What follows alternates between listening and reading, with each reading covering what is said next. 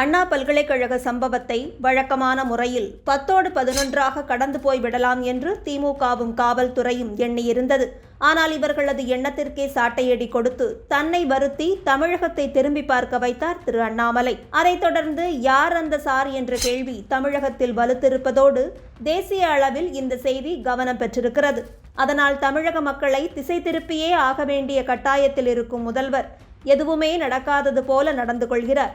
மேலும் தூத்துக்குடியில் நேற்று நடந்த நிகழ்ச்சியில் பேசிய முதல்வர், இத்தனை மாணவர்களை ஒரே இடத்தில் பார்ப்பதில் திராவிடன் ஸ்டாக்காக பெருமை கொள்கிறேன் எனவும், இதற்கு மாறாக சாதி மத உணர்வுகளை மக்களிடையே தூண்டும் வன்மம் பிடித்த ஸ்டாக் ஒன்று இருப்பதாகவும், பெண்களெல்லாம் வீட்டில்தான் இருக்க வேண்டுமென அந்த ஸ்டாக் நினைக்கிறது எனவும் விமர்சனம் செய்திருக்க. மாணவிகள் படிப்பில் மட்டும் கவனம் செலுத்துங்கள், உங்களுக்கு தேவையான அனைத்து உதவியையும் செய்து தருவதற்கு நான் இருக்கிறேன் எனவும் வசனம் பேசியிருக்கிறார். இதை கேட்ட பிறகும் அந்த பள்ளியின் பெண்ணாசிரியைகள் எல்லாம் உள்ள குமரலை எப்படி கட்டுப்படுத்தினார்கள் என்பது நமது சந்தேகமாக இருக்க, டெல்லியில் இருந்தாலும் மக்கள் சார்பாக ஆக்ரோஷமான தனது கேள்வியை எழுப்பியிருக்கிறார் திரு அண்ணாமலை.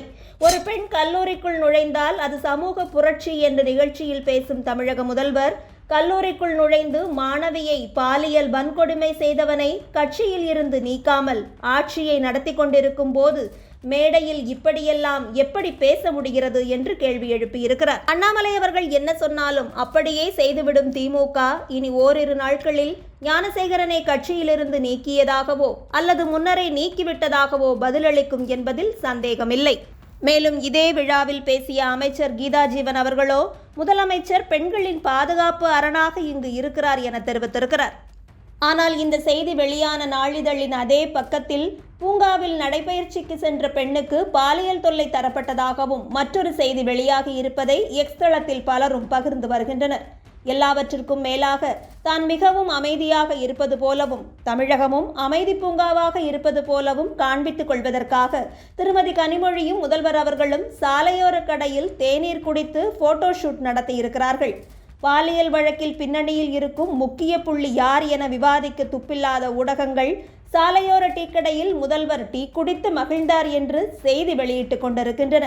ஒரு பெண்ணின் வாழ்க்கை கனவுகள் ஒரே நாளில் சீரழிக்கப்பட்டுவிட்ட நிலையில் அதற்கு ஆறுதல் கூற மனமில்லாமல் டீ குடித்து போட்டோஷூட் நடத்துவதுதான் முக்கியமா முதல்வரே என்பது பலரது கேள்வியாக இருக்கிறது. இது மட்டுமல்லாமல் மக்களை ஏமாற்றும் வேளையில் முதல் ஆளாக களமிறங்கும் சன் நியூஸ் ஊடகம் அரசு கல்லூரி மாணவிகள் கையில் "We are safe in Tamil Nadu" என்று எழுதப்பட்ட அட்டைகளை பிடித்திருப்பதாக செய்தி வெளியிட்டிருக்கிறது. நம்பியூர் அரசு கல்லூரி மாணவிகளை மட்டும்தான் புகைப்படம் எடுக்க முடிந்ததா? முடிந்தால் அண்ணா பல்கலைக்கழக மாணவிகள் கையில் இந்த அட்டையை கொடுத்து 2 தினங்களுக்கு முன்பே செய்தி வெளியிட்டிருக்க வேண்டியது தானே என்பது அறிவிருக்கும் மக்கள் எழுப்பும் கேள்வியாக இருக்கிறது.